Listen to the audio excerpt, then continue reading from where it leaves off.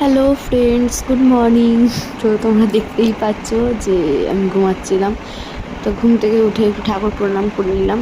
ভিডিওটা অনেক দিন আগের, তো আমি কখন কি করছিলাম আমার নিজেরই মনে নেই।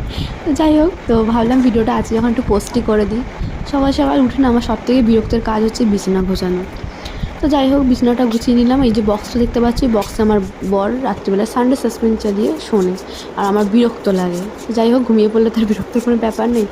যাই হোক, বিছানা টিছানা তুলে ফেলেছি। তোষকটা বারবার নেমে যায়, তো তোষকটা একটু তুলে নিলাম।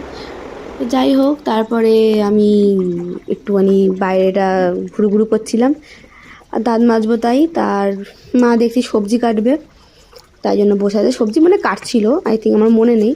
যাই হোক, আমিও দাঁতটা মেজে নিই। তারপরে দাঁত ফাঁত মেজে নেওয়ার পর আবার টুকটাক ঘরের কাজ আছে। বিছানা গোছানো হয়ে গেছে, কিন্তু ঘরের তো কাজ আর ঘরের কাজের তো আর শেষ নেই।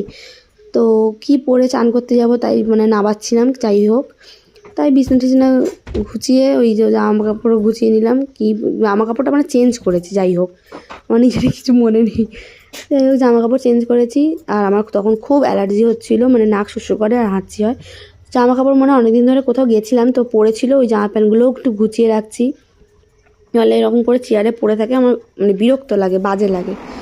যাই হোক, জামা কাপড়টা গুছিয়ে রেখে দিলাম। তারপরে স্নান করতে যাব, তাই রাত্রিবেলা বিনুনি করে শুয়েছিলাম। সেই বিনুনিটা খুলে চুলটা একটু আঁচড়ে নিলাম, কারণ স্নান করতে যাওয়ার আগে আমি চুলটা আঁচড়ে নিই ভালো করে। তারপরে স্নান করে এসে আমি আর ভিজে চুলটা আঁচড়াই না, যখন শুকায় তারপরে আঁচড়াই।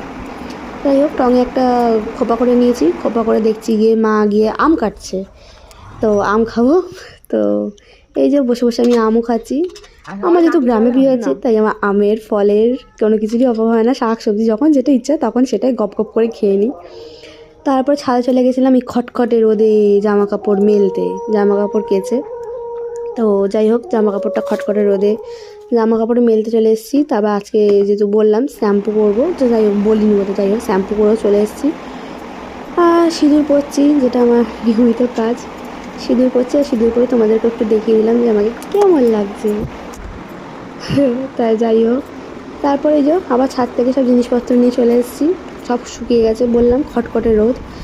যাই হোক, আজকে মিনি ব্লগ এইটুখানি, ছোট্ট একটা মিনি ব্লগ, বড় ব্লগ দিতে পারি না। তো যাই হোক, এইটুখানি ব্লগ। তারপরে স্নান টান করে ফ্যানের তলায় বসলাম, কারণ আমি প্রচণ্ড ঘামি। আজকে মানে কোথাও যাওয়ার ছিল, তাই পায়ে আলতা পরেছি। তো যাই হোক, আজকে মিনি ব্লগটা এইটুখানি। তো ভালো লাগলে সাবস্ক্রাইব করবে। টাটা।